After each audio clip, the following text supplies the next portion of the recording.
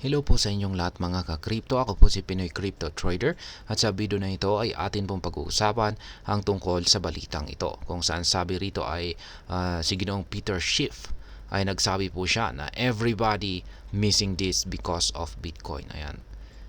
Halos lahat daw po ay nami-miss daw ang bagay na ito at ang may kasalanan dito ay walang iba kundi si Bitcoin. Ayan.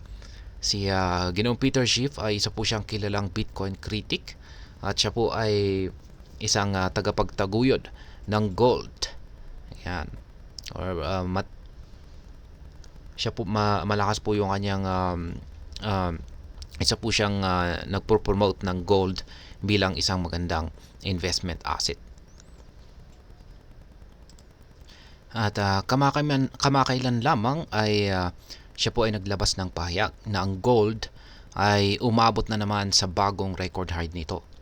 Gayunpaman, ayon po kay Ginoong Schiff, dahil sa kanilang atensyon kay Bitcoin, karamihan sa mga investors ay hindi po napansin ang mahalagang bagay na ito. Kaya ayan, bago po tayo magpatuloy ay nais ko lamang po munang bigyang linaw ang aking disclaimer kung saan ang nilalaman po ng video na ito ay hindi po ito isang financial advice.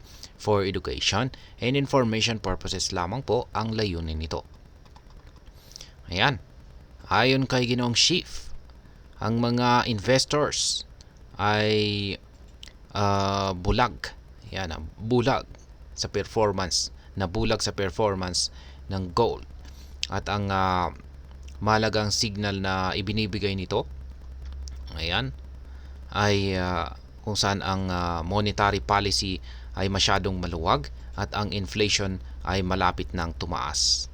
Gayunpaman, ang malaking bahagi ng market ngayon ay interesado kay Bitcoin. Kaya ang presyo ng cryptocurrency ay bumabagsak sa loob ng isang channel sa kabila ng mga pagtatangka na lampasan ang significant resistance malapit po sa presyong $70,000. Kaya sa kabila ng ilang positibong galaw kamakailan ay ang presyo ni Bitcoin ay nananatiling nasa bearish channel. Kaya ayan. Yan po yung tinutukoy na chart ni Ginoong Peter Schiff dito. Ayan, sabi niya rito ay bumabagsak sa loob ng isang descending channel. Yan po yung binubuo ng dalawang kulay blue na linya. Ayan, at ito po ay tinatangka po niyang lampasan yung isang matinding resistance na malapit po sa $70,000. Kaya ayan, sabi niya rito ay nananatiling dahil sa chart na ito or pattern na ito ay nananatiling bearish ang kalagayan nitong si Bitcoin ayon kay Ginoong Peter Schiff. Kaya ayan, isa po itong daily chart time frame. Kung walang breakout, ang upper resistance ay nananatiling matatag at si Bitcoin ay maaring bumalik sa mga mahalagang level nito o malapit po sa presyong $60,000 or posibleng sa $58,000. Samantala ay patuloy na tumataas ang presyo naman ng gold.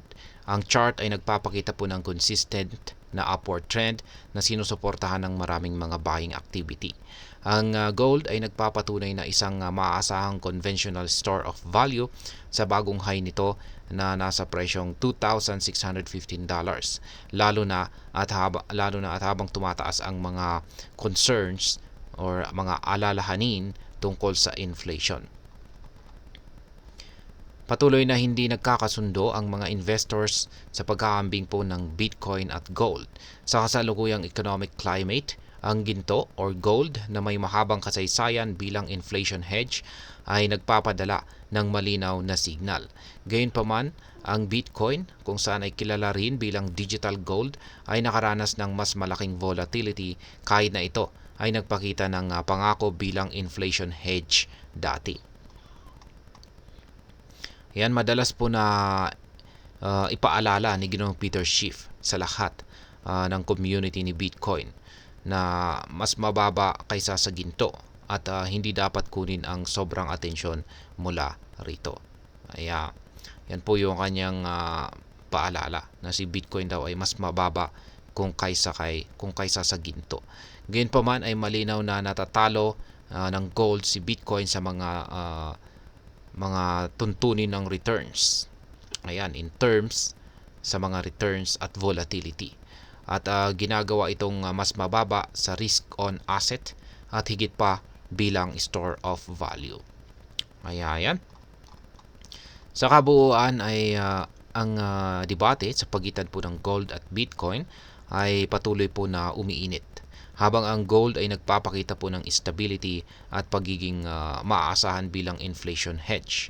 Si Bitcoin naman ay nag-aalok ng mas mataas na returns ngunit may kasamang mas malaking volatility. Kaya ang pagpili po sa pagitan ng dalawa ay nakasalalay po sa risk tolerance at investment goals ng bawat investor. At ayan, hanggang dito na lamang po tayo sa video na ito mga ka-crypto.